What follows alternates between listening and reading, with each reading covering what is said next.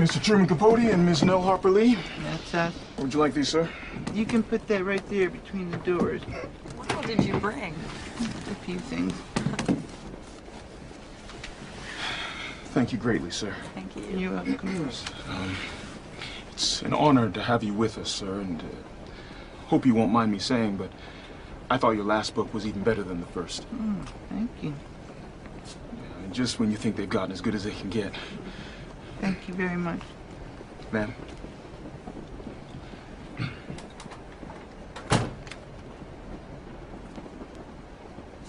You're pathetic.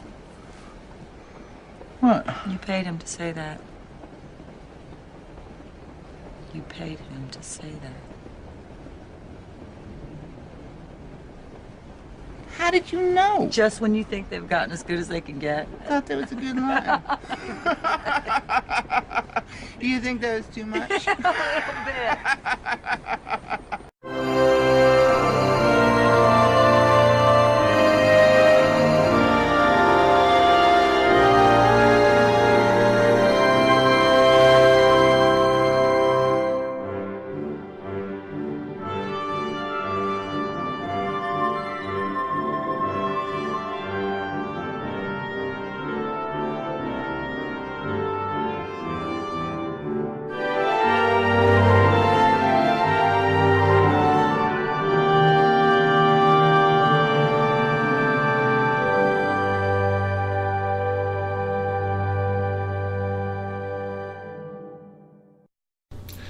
Good morning, good afternoon, and good evening, and welcome to the McJeffrey 500. It is the podcast where I count down my 500 favorite films and I make my friends watch them, one movie at a time. It is May 28th, 2015. It is podcast number 480. We are 20 podcasts in. Kind of a milestone, kind of not, whatever. But anyways, let's welcome back. It's been a while. It's been a while since Miss Lily has been on the podcast. And here she is, Miss Lily. Hello there. 20 is a nice round number. Good to be back. Good to have you. See, we got people who generally, like for assistance, for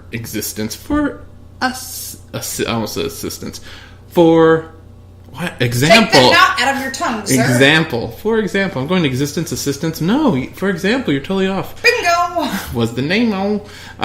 Scott, he hadn't done a solo podcast for a while because he, was becoming a daddy and became a daddy and then, put some, hours into the daddy thing before he came back. But he shows up on group podcasts. Miss Lily is elusive because she works funky hours. And it makes it very hard for her not to be a part of the group. It's not that the body ain't willing. It's just that she has more life than the rest of us. It's just like it makes them want me more. Oh.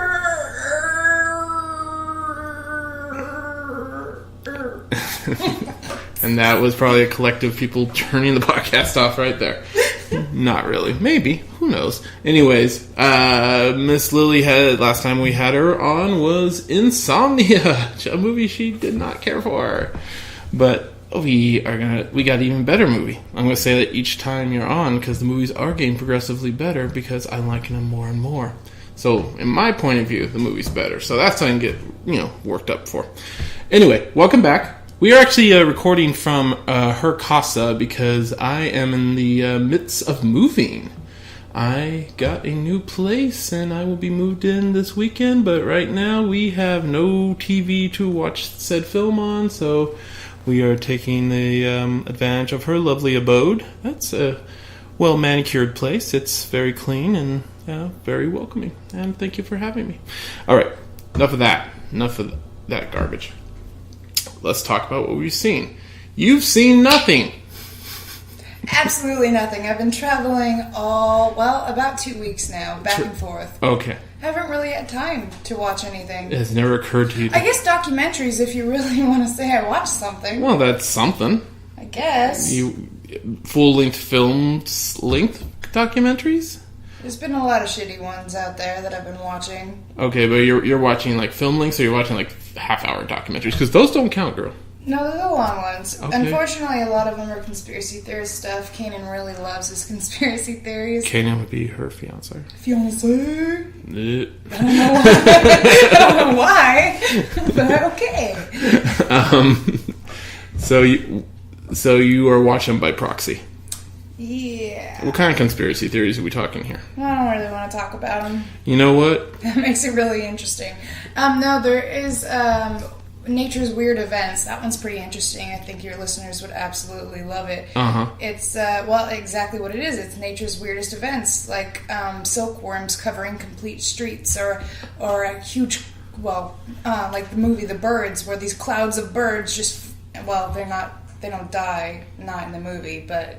No, anyways, they win in the movie. In real life, these birds just drop. You mentioned the title. I was thinking Sasquatch, Chupacabra, some like, those. No, we've watched plenty of those. Oh, absolutely, and the Ghost Hunters, plenty of those as well. Wow.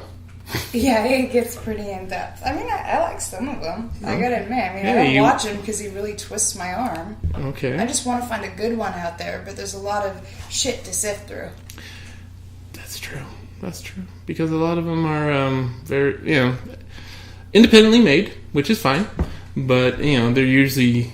A lot of those documentaries are informative, and which goes for a lot of, documentaries, unfortunately, is they're one-sided. Whereas it's always refreshing to actually see a documentary that kind of goes at both sides. I can actually speak on an example of this that I saw recently. We were in Sacramento. And Sacramento is the home of the Sacramento Kings, and I'm a big Kings fan. I'm actually wearing a t-shirt right now. But I wasn't even looking to talk about the movie, but fancy. I am. And there is a documentary that's playing in theaters right now called Playing to Win, which is about the Kings' fight to keep the Sacramento Kings in Sacramento and not have our ex-owners, the Maloofs, move them to another city. And if you are a Kings fan, it's amazing because you were there. The struggle, it was years, and it's heart-wrenching to go through that, kind of remembering those moments again. I teared up in the theater, but the movie was completely, utterly manipulative. They might as well have played the Imperial March when the Maloofs would come. You see an image of the Maloofs, like, these are the bad guys. Or when the team was going to move to Seattle, they show Seattle at its most grayest and gloomiest. Not that Seattle's not gray and gloomy, but and then they put the foreboding music over it, and like the empty Ferris wheel. So they were emotionally manipulative. Absolutely, and wasn't even subtle. Now, as a Kings fan, I loved it.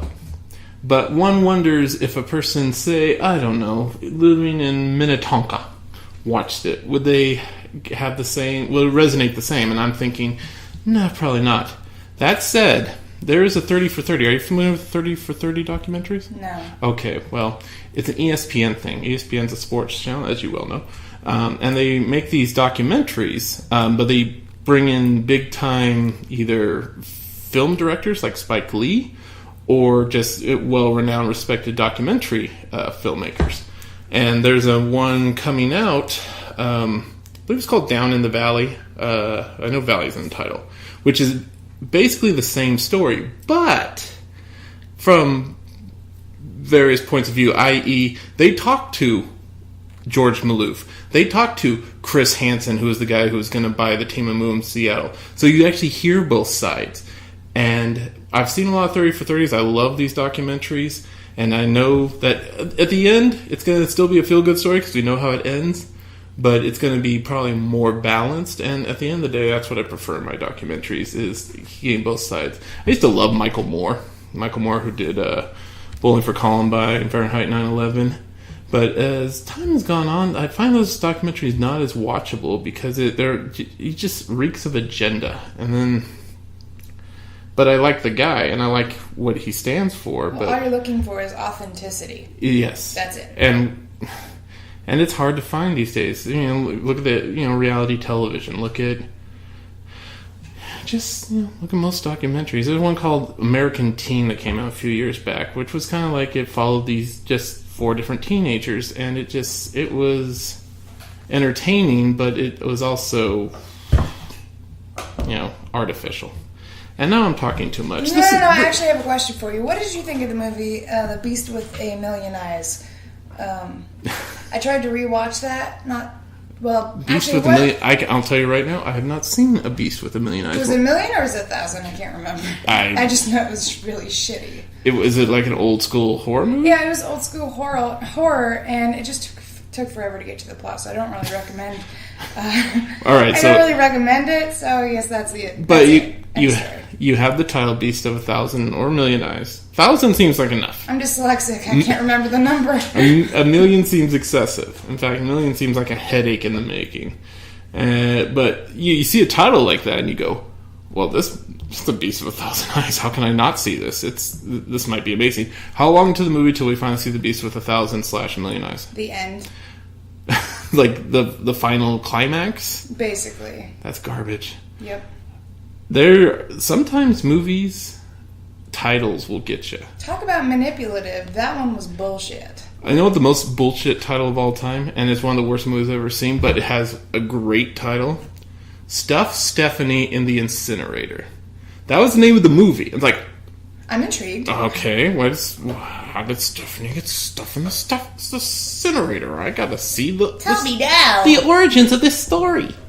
And it was horrible. It was basically this guy, if I can recall correctly, this guy was cheating on his girlfriend with another woman who's revealed who is actually a man, and then the man-woman kidnaps them or holds them for ransom or something like that. It was completely... Anyway, I'm going to just tell you right now, spoiler, nobody gets stuffed in an incinerator. I don't even recall even seeing one.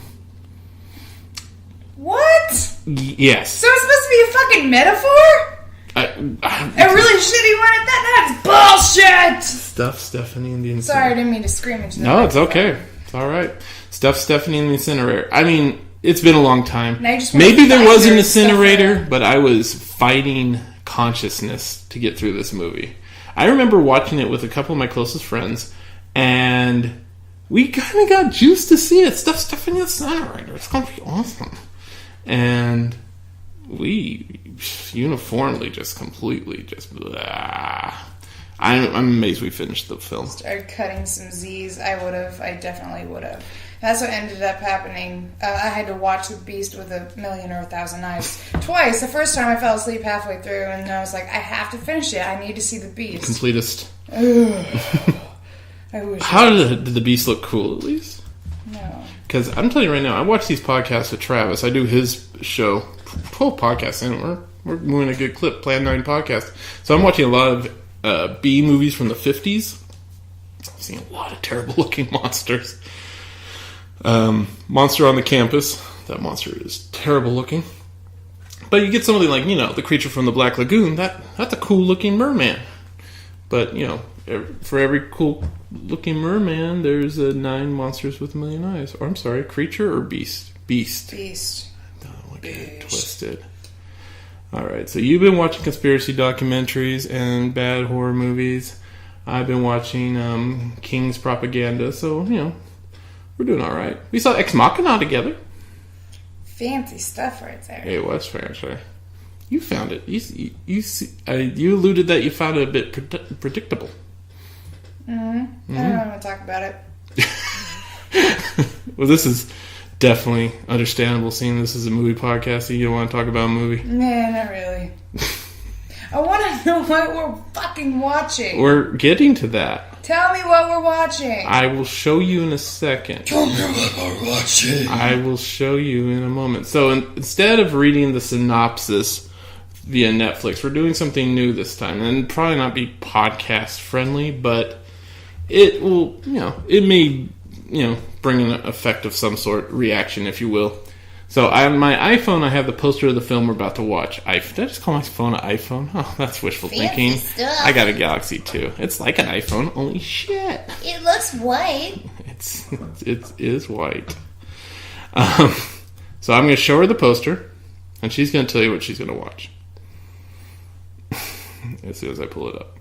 Oh, and by the way, the snack today is International Burger Day, so we didn't get anything based from the movie. We had burgers. I got Lily here a California burger, which is basically a burger with avocado on, so automatically it becomes California. Though it has Swiss cheese, so that kind of throws a curve in it, because Swiss is not American. It should have American cheese, but American cheese and avocado probably not a good combination. Burger connoisseur. It's a connoisseur. So I added a T in there. Okay, you ready to see what we're about to see? I am. Here we go. Do it. And tell the people. Turn these wrists slowly. Hey, I've been wanting to see that movie. It is? I don't know how to pronounce it, honestly. I think Try it. Capote. Capote. Capote. I'm sorry. Don't make me seem like an idiot. I'm very bad at pronouncing things. It's Capote. Capote. It's Capote. Yeah, you fucked it up too. No. We're in the same idiot boat. Yeah. It's infectious. And it is, I must say, alert, alert, the first Philip Seymour Hoffman movie that is on the list, who is my favorite actor of all time. May he rest in peace. So, Philip Seymour Hoffman alert. Woo, woo, woo, woo. I'm excited. All right. We're going to watch the movie and we'll be right back. See you.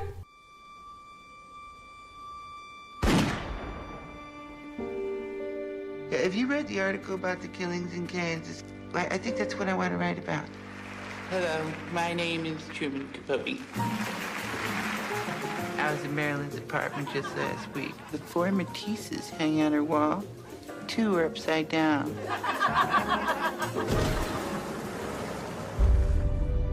Kansas Bureau of Investigation, KBI. But we're not looking for any inside information. I don't care if you catch whoever did this. I care. Because since I was a child, folks have thought they had me pegged because of, the way I talk. And they're always wrong. You will be stunned by Perry Smith. Who took care of you as a child? Orphanage. It's as if Perry and I grew up in the same house. He stood up and went out the back door, while I went out the front. Guilty. What is the sentence? Death. When I think how good my book can be, I can hardly breathe. He'll be dead by September. I'm going to help find you a proper lawyer. Thank you. His brother and his sister killed themselves. Did you tell him your mama did the same thing? If those boys get off, I'm coming to Brooklyn to hunt you down. They're torturing me. He says it's the nonfiction book of the decade. We still haven't talked about that night. What's the name of your book? I can't finish till I know what happens. The world will see you as a monster. I don't want that.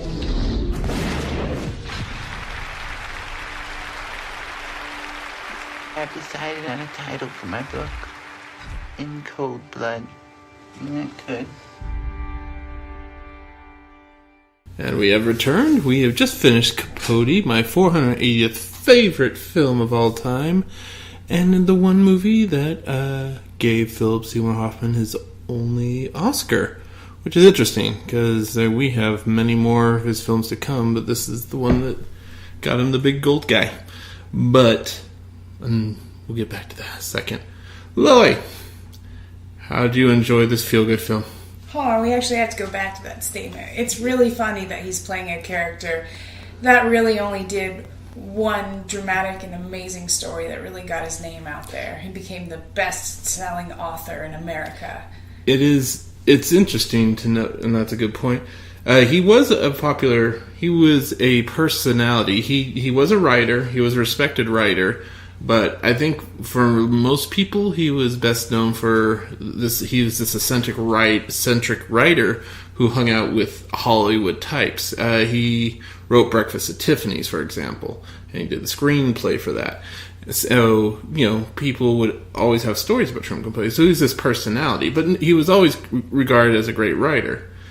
But it is interesting to note that this is the book, In Cold Blood, which the movie focuses on his journey to get this book made. Ends up being his end all to be all to end all, or end all to be all, whatever.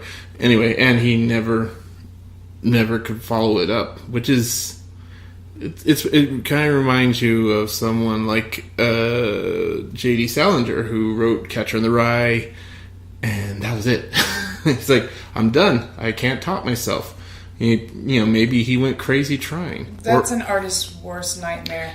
And the only way I can compare him in my world is that he's I wouldn't say stereotypical martyr, but he was a martyr. Uh-huh. He ended up absorbing so much emotion that he lived the lives of these murderers. Sure. And then end up absorbing empathy that they had for themselves. Mm-hmm. And he was kind of like a sponge, and I'm sorry, I forgot the director. The director is Bennett Miller, which this is actually his first film. Now, him and Philip Seymour Hoffman actually went to college together, and they were pretty close friends.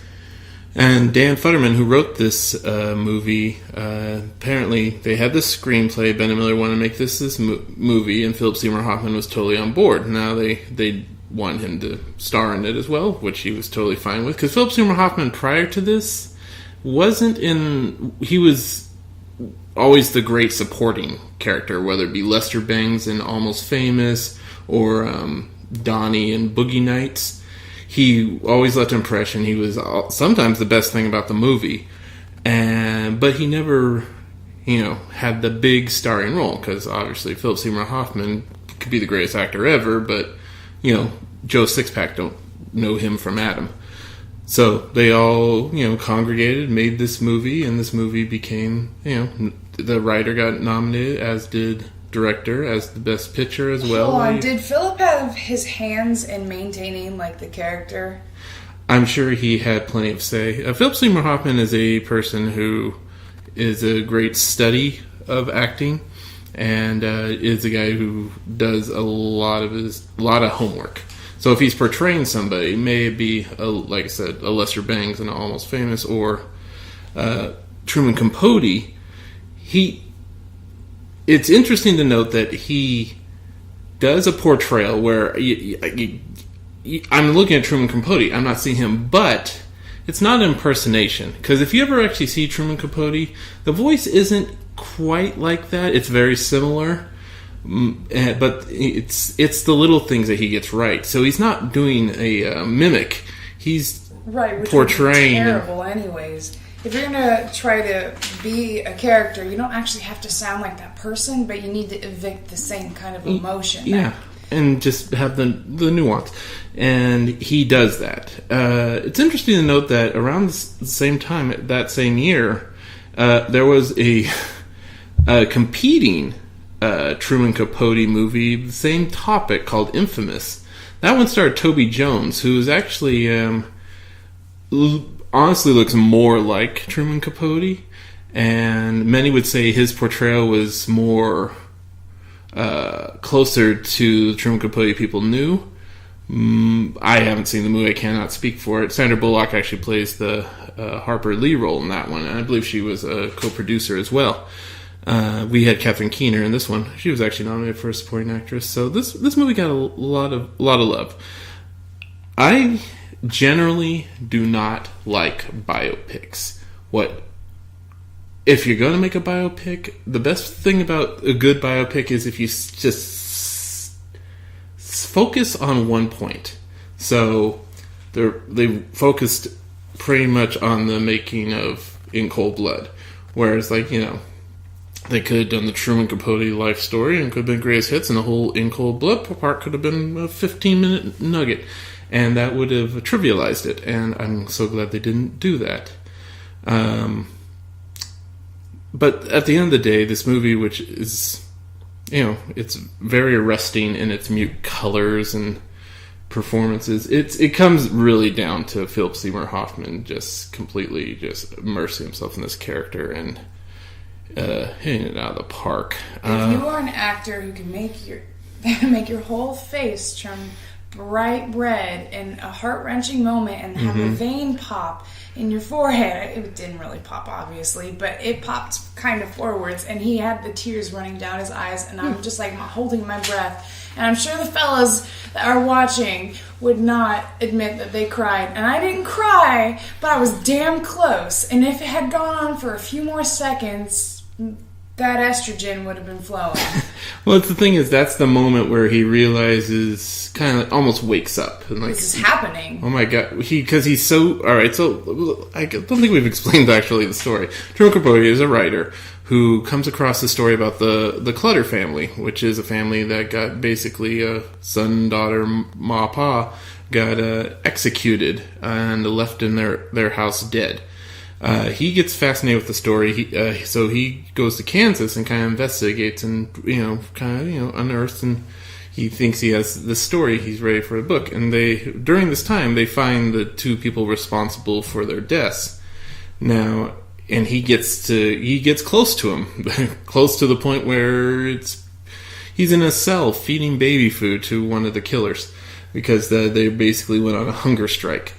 The character in particular that he speaks to, Perry, is played by Clifton Collins Jr., who's pretty great in this himself. And he gets a rapport with him. And meanwhile, he's writing this book. He's excited, but he does not have his ending because Perry's not forward about what happened that night. And the other guy, apparently, you can't trust him as far as you can throw him. So Truman tries to relate.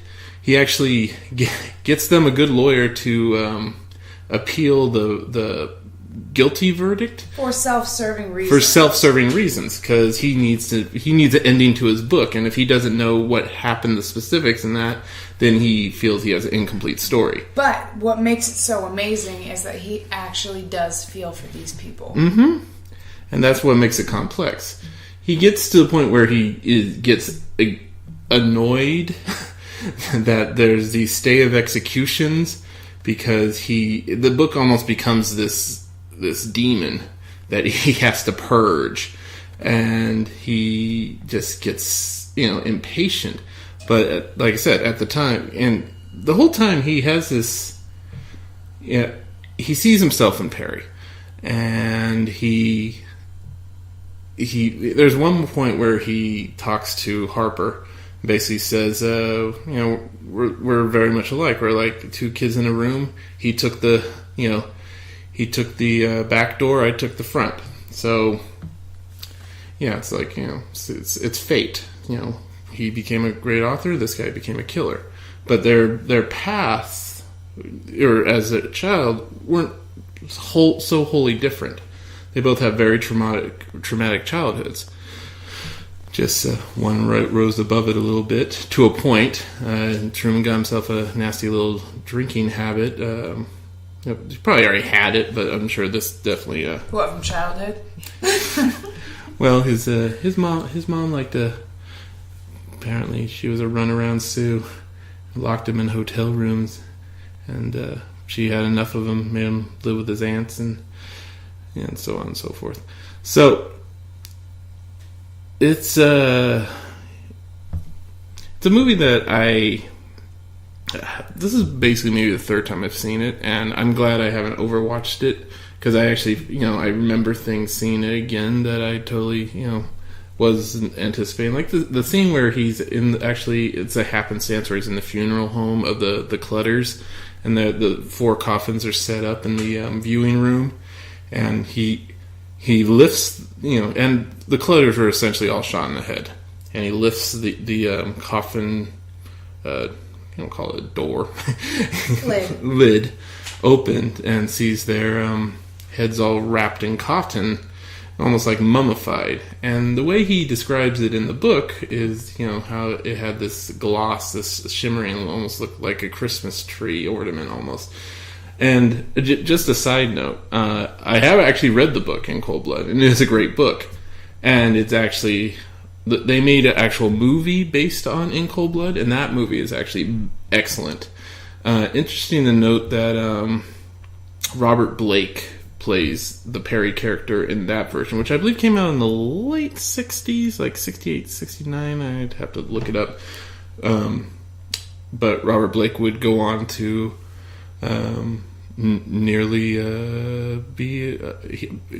many speculate he killed his wife, Bonnie Blake. He got off on it, but he was kind of like life imitates art. That was many years later, though. Where can I go from here? Well, I feel like I'm doing all the talking. Well, you are, but I'm interested in what you have to say, and it is your podcast, well, and I'm sure everyone wants to hear your sensual voice. No, Come on, be sensual to your listeners. So, as far as Seymour No, Hoffman... hold on. I have stuff to talk about. No, I was about to ask you a question. Fine. Ask me a question. I'll just hold mine for later. No, go ahead. So, are you familiar with the filmography of Seymour Hoffman? No. Okay. Well, this will be a fun journey for the next 10 years. Because there will be more films coming up. And he is, as I said in the beginning of this podcast, one of my favorite actors. And when he passed away, which is now about 2 years ago, that was... It's one of those things like you're pissed because it's done, but then you look back, like look at all the great things he left, acting wise. And there's still a few films out there that I haven't seen, which is almost like I feel like I'm gonna wait. There's a movie called Oni Mahoney where he plays this guy, manager of a bank, who actually takes the money at the bank, and he has a gambling problem. Supposedly really, really good. I'm holding that. It's like a wine. It's like I'm gonna wait to watch that when I feel like, you know what, I haven't seen it. Now I'm gonna watch this. I'm gonna enjoy this. Well, unlike you, I'm gonna go on a binge. So you can't go on a binge. Seymour Hoffman. I'm gonna watch all of it. You can't watch all of it. Not without me. We'll make it a date. Sounds like a plan. So Bennett Miller would go on after this. He actually directed Moneyball, which is another movie that I love. About the guy, the GM of the Oakland A's, played by Brad Pitt. Also a Best Picture nominee. So Bennett Miller out the door, first two movies, Best Picture nominee. So that's a pretty good 1-2 punch. He would follow that up with Foxcatcher, which I actually thought was disappointing. Steve Carell's performance notwithstanding. But, alright. So now you talk. Good, because about the last 30 seconds I tuned out. Okay, I apologize. I no love for Bennett Miller information, apparently. No, that's out of my head already. Okay. The first time you watched it, that scene where he was actually telling the truth, did you expect him to actually do what he said he did? Are you referring to which scene in particular? When he... Slicing the throat. Oh. After he had just described how innocent he felt. That's like the most chilling line in the book, because you don't see it. Even reading it, you don't see it coming. It's like, I liked Mr. Clutter. He was a good man. He was a gentleman. I thought that, even to the moment I slit his throat. That's you have to almost have reread it, and for me rewatch it. And it's it's like the double take, and they actually also recreate that in the In Cold Blood adaptation, because that line's kind of iconic because it's just. So that was real. Yeah, it's in the book. It's in both films. And it's that line because it's that moment where you see the detachment. This guy, he's a good guy, but. Perry is obviously a impulsive person, and his impulsive move sadly took the life of Mr. Clutter, and then he would follow up by just killing everyone else within seconds. Psychologically speaking, I think because the way that he kind of grew up and then the road that he went down, I think it was a fight or flight type of moment. Yes, because he was talking about how he could just run away from everything. Mm-hmm. And then after that, it was like an oh crap, just do it kind of moment, and ran upstairs and shot the kids in the face. Yeah, it's that detachment. It's not like he was enjoying it. Exactly. It's a flight maneuver. It's like, I gotta do this now before I. What I really want to know lose my grip is what his partner was thinking. I'm trying to figure out why his partner didn't try to fight to, so at least get a life. I didn't actually kill him. I didn't kill anybody. Yeah, he could have at least gotten a life. He could have been an accomplice, but he didn't kill anybody.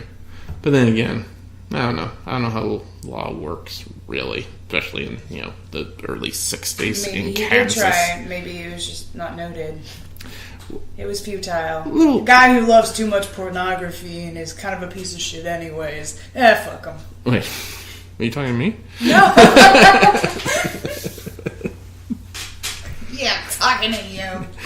Damn, she's on to me.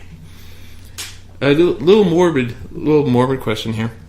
Of all the ways to be executed, where does hanging rank for you? All right, so I'll give you some choices, okay? And you break them down for me. All right, let's do this. All right, got hanging, lethal injection, electric chair. We'll throw in guillotine because that's fun, and we'll throw in burned at stake. Don't forget the axe. Oh, you mean an axe decapitation? Yeah. Okay, so it's guillotine Or a slash sword, axe. whatever. Okay. So No, guillotine is better than the axe or the sword because people miss all the time. The guillotine goes straight through. Yeah. At least I would hope so if they had sharpened it. actually, I've heard many stories where it doesn't usually get it done on the first strike. And I'll throw firing squad because that's my choice. I want to go firing squad. Put a cigarette in my mouth, a blindfold on, and load somebody's gun so no one. This insane, amazing quote. It's like. Of course. You be quoting movies. I guess lethal injection would be the least painful. Though hanging, I guess it comes down to if it's done right. Yeah. I mean, it's supposed to snap your neck. And, well, I mean, he's still wiggling, but that could just be... Yeah, like when you crush a spider. Yeah. I don't know much about it. I've just, watched way too many westerns, so... Electric chair seems the worst. Especially after seeing Green Mile. Poor. I think that character's name is Perry, too. Yeah, that's pretty high on the list. Way back there where I'm not even thinking about it. Guillotine. Apparently guillotine, if you cut off your head, you still have some consciousness the moment your head hits the... For 15 seconds. No, there was... Oh, shit, I really wish I could give you the actual facts on this, but when I was a kid, I heard that there was a scientist who was curious. I don't know if you'd be considered a scientist at the time, and I'm sure someone listening knows exactly who it is and is screaming at the computer right now, or your phone. One of our 9 listeners, yes. Yeah. You're more than that.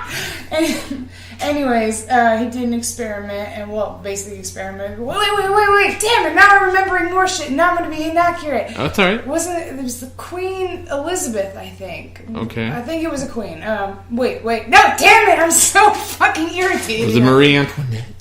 Was it Marie Antoinette? No, it was Bloody Mary. I think that's because I heard it when I was a kid. So it was Bloody Mary. Okay. And anyways, they did the experiment and cut off the head, and 15 seconds later, you guys already know the story, so that was a long way around it. But that's what I heard.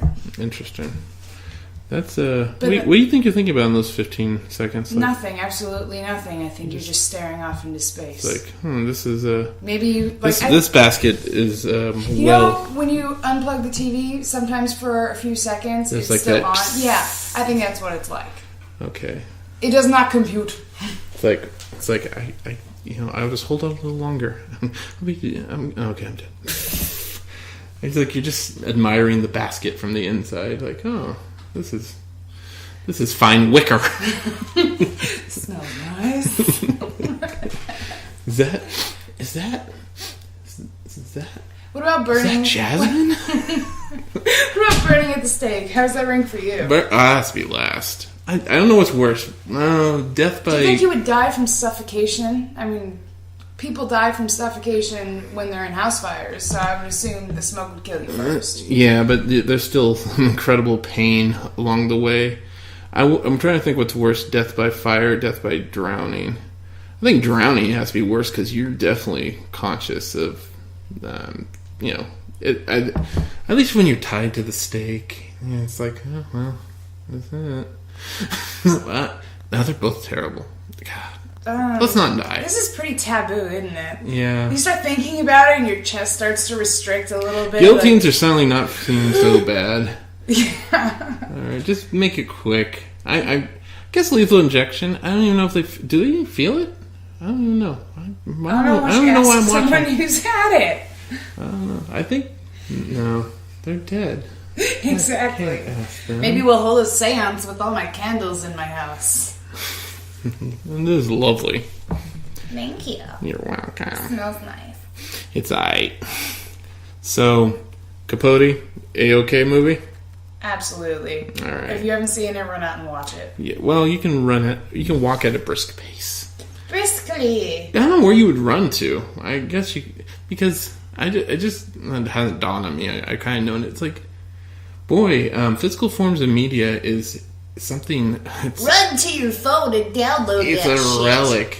I love Dimple Records because I can find virtually anything hella used and hella cheap because DVDs are completely and utterly just they are a couple years away from being VHS. Yeah, that's where I get all my documentaries. That's where I watch a movie with my nephew like every other Sunday, and any movie I think of, I go over to the Dimple Records, which sells used movies, and they're there.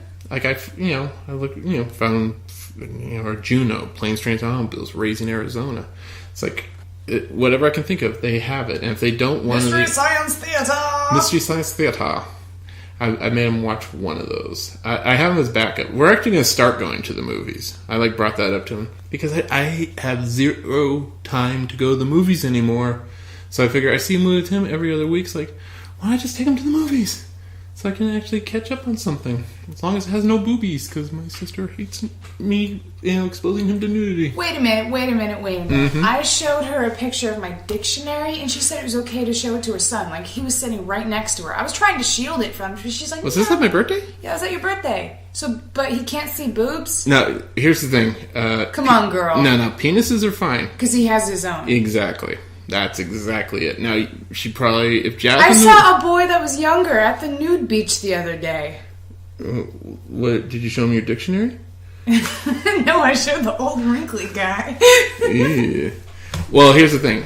She would not be comfortable with Jasmine saying that. That's my niece. But it's funny how... What if... I'm not saying anything about... If your nephew was... Not really your nephew. He could be gay, so maybe he likes penis instead of boobs. You don't know that yet, so why expose him to any type of sexuality? I don't know. I don't think it's that big of a deal personally, but this is coming from a guy who doesn't have kids, as I'm reminded constantly. You don't have kids, you don't know how it's like. It's like. Anyways, Kim, I'm not trying to get into that. Oh, don't worry. She doesn't listen. You're a great mom. No, we love Kim. She will not listen to this ever. Yeah, she has no idea what Capote is. She don't know. I don't think she's listening. You know what? My dad, God bless him, because he's the one who listens to these. Thanks, Dad. None of the rest of my family listen to my podcast. They were afraid to listen to my older one because I got really personal. And, some tidbits got out. And it's like there's certain things they didn't want to know. My dad loved that one in particular. But this movie one is like, it's movies. And maybe it's something they've seen. Maybe they would, humor me. But don't worry about it. I'm not even sweating it. My family, my dad's not crazy about the dictionary. My mom's not crazy about some of my expressionist work. It doesn't matter. It's family. Yeah. You don't make it for them. They're supportive to a point. Yeah. At least they're not, trying to tell me, don't do it. Yeah, exactly. So, all right. I'm glad we watched this one. I was happy to watch this. I was really looking forward to this one. I've been watching a couple of these movies lately, and I was like, if I had to reassess it, I would probably... Take that off the list. I wouldn't... Yeah, and maybe we've been bumped off. This may be the one I may actually say, this might be a little low. I think I would probably maybe put it higher in retrospect. So, good going, Capote. Now, before we leave... well, let me get the... Well, first of all, thank you for joining me, Miss Lily. Thank you for the burger. Thank you for the movie. Yeah, you're very welcome. So let me get the Hayos out. Theme music provided by Austin Osgram. To hear more, you can go to his Facebook, SoundCloud, or YouTube page. Just put in Austin Osgram. That's Austin like the city, Oz like the wizard, Graham like the cracker. Special shout out goes out to Engineer Travis, without whom you will not be hearing this. Check us out on the Plan 9 podcast this week, because we are going to watch... What are we watching? Oh, no. Sadly, I just remembered. Cat Women of the Moon. It was terrible. Basically, it was a movie an excuse. No. That's for the podcast. No. I just surmise. Trying to hook him in with something. It was terrible. No. That will hook you in. You'll get to hear me be unimpressed with a movie, which can be entertaining. People listen to the banter. The Mr. Paul Slacker episode. People love that episode because he hated that movie so much that it made for an entertaining episode. That movie's silly, the Catwomen on the Moon, but it's called Catwomen on the Moon. What do you expect? It was basically an excuse to get a lot of girls in catsuits, which is good for the eyes, but story wise is kind of shallow. What, like modern movies? Like modern movies? Like modern movies are shallow? I haven't seen one that's not. Oh. Challenge. Maybe at another time. Alright, so what we're about to do is recreate a scene. It's a brief scene. It's near the beginning of the movie. Would you like to play the part of Truman Capote? Can you do the voice? You sound more like him with a normal voice. Alright, I'm the party date. You're going to be Truman Capote. Just read. Not this last paragraph. This. You just read the first part. Why would you do this to me? You want me to do it? You want to be the party guest? You want the little line? Let me see. Let me read it. Which one did you get? I don't know if I can act that gay. Well, try. Just act like a woman. No, because... No. He's flamboyant, but he's elegant at the same time. I don't know how to do this. I'm not an actress. And I am. Nobody is expecting Shakespeare here. No, come on. I have all this pressure on me. All right, let me see my line. You're going to do Truman Capote. No, I don't want to do this. I'm not any fun. I don't want to do this. Okay. You want to be the party date? I'll do the Truman line. You have 3 words you have to say. Fine. Got it? You know what those words are? What? No, I can't memorize that shit. Ready? My Truman Capote impersonation is going to be bad.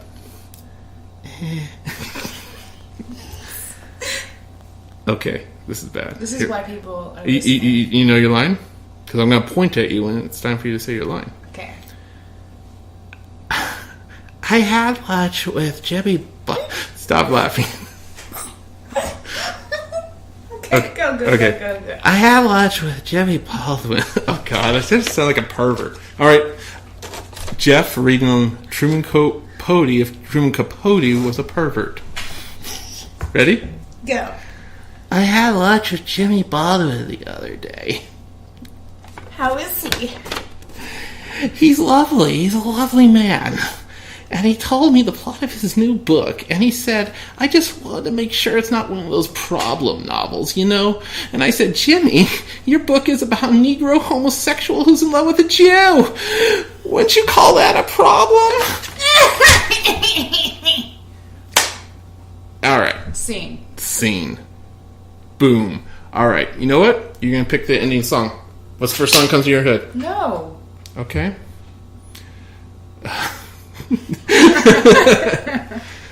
We will leave you with... We'll leave you with something fun. I don't have a song. There's no actual songs in this movie. Is that why you're trying to get me? Yeah, because it didn't occur to me to pick a song. You know what? I would really love you to sing the Barney song.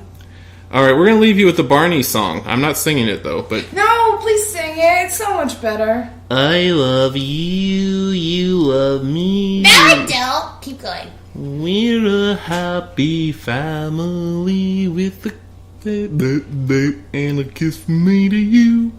Good. I'm actually happy. Stray cat. I don't bother chasing mice around. Oh no! I swing through the alley looking for a fight. On the Come on, you gotta singing the blues while the lady cats cry. Oh, stray cat, you're a real cop guy. I wish I could be so carefree and wild, but I got cat claws and a cat style. until next time. I forgot how I end these things. I bid you adieu.